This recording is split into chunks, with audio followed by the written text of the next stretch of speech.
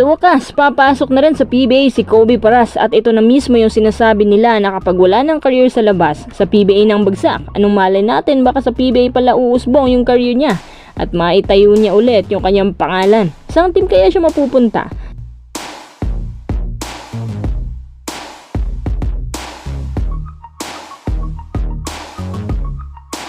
Kagabi, kinumpirma po ng spin na si Aaron Black po ay mawawala ng maximum of 6 to 7 months dahil sa torn ACL. Goodbye na muna kay Aaron Black. Bago tayo magpatuloy, kung nais mo suportahan ang aking channel, just click subscribe and share. Sa mga naghahanap kay Kobe Paras, huwag kayong mag-alala dahil malapit nyo na siya makita. Ayon sa aming source na nagdesisyon na raw itong pumasok sa PBA bilang panibagong panimula sa kanyang career. Si Kobe Paras lang naman ang nag-iisang anak ng legendary na si Benji na magmamana ng kanyang roots sa basketball. At naalala ko pa nung hinahype siya ng mga tao dahil sa kanyang athleticism. At dahil nga dyan, kinuha siya sa isang B-League team. Noong una, parang naging maayos naman ang kanyang performance dito, pero kalaunan, unti-unting bumababa ang stats niya at umiiksi na rin ang kanyang playing time kahit wala naman siyang injuries hanggang nalaglag siya sa Division 2. Akala namin magiging maayos na ang kanyang karera dito sa Division 2. Mas malala pa pala ang kanyang sinapit. At ayun na nga, naging free agent si Kobe tapos biglang nawala na. Ang huling balita namin sa kanya, nagpapakondisyon daw. May reports din kaming narinig na mag-aartista na lang daw siya. Naku, sayang naman. Kung tutusin nga, mas may talent pa siya sa pagbabasketball kaysa kay Andre. Si Andre okay din naman, pero malalaman mo talaga sa mga galaw niya na hindi ito ang kanyang calling.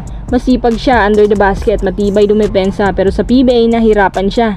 Si Kobe na lang ang natitirang magtatayo ng paras na roots sa sport na to, kaya para sa akin magandang desisyon tong pagpasok niya sa PBA. Teka, saan team kaya siya mapupunta? Depende kung number 1 pick si Kobe, kasi kung number 1 pick siya, malamang sa Converge talagang bagsak niya. Kung number 2 pick siya, sa Blackwater naman. At kapag number 2 overall siya, mas buenas kasi mas malaki ang chance na mapunta siya sa higher teams. At dahil nga papasok na siya, nagpapakondisyon na siya ngayon. Sana lang wag siyang umatras kasi malakas din ang kabig sa kanya na dapat mag-artista na lang siya.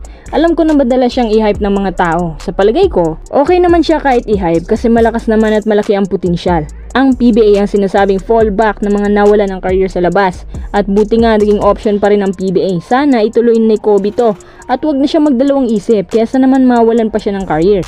Mas nakakahiya yung mawalan ka pa ng career at sana mapatunayan sa lahat na ibang klaseng Kobe nang makikita nila sa PBA.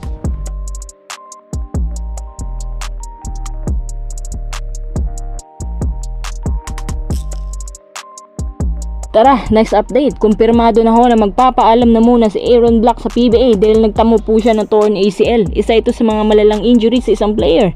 Ayon sa reports na posibleng mawawala siya ng mga 6 months depende sa progress at sa edad. Pero dahil bata pa, baka mas maaga siyang makabalik. Si Aaron Black pa naman ang isa sa mga maasahang players dyan sa Meralco. Sayang at siya pa talaga ang naapektuhan. Ang mali nila, bakit pinalaro pa nila gayong may iniinda na pala siya sa kanyang tuhod at si Black naman pinilit pang kanyang sarili dahil importante kasi ang mga games para matulungan ang team na hindi malaglag. Ang resulta mas malala. Ngayon na na-injure na si Black, itutuloy pa ba ng Magnolia ang planong pagkuha sa kanya kapalit si Gio? Nakikita ko ngayon si Meralco na kailangan din nila ang revamp kasi kokonti na lang yung mga umaambag. Tapos yung rookie pa nila ang main contributor. Isang malaking adjustments ang gagawin ng Meralco dito lalo pat deadline na sa trades. Hindi na mapupunan yung pwesto na nawala ni Black. Okay sana kung may trades pa para at least makukuha nila yung ipapalit kay Black. Tapos si Newsome questionable pa para magiging tagilid din itong Meralco. Ano kayang gagawin nila sa sitwasyong to?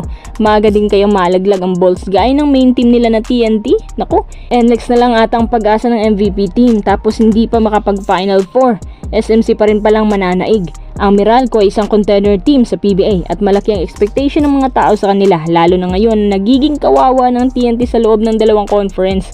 Nangangapa ang MVP teams at hindi halos makahon para sa Elims. Kapag kasi ang isang team punong-puno ng injuries, imposible nang makapantay sa SMC. Sana gumaling ka na kaagad, Aaron Black.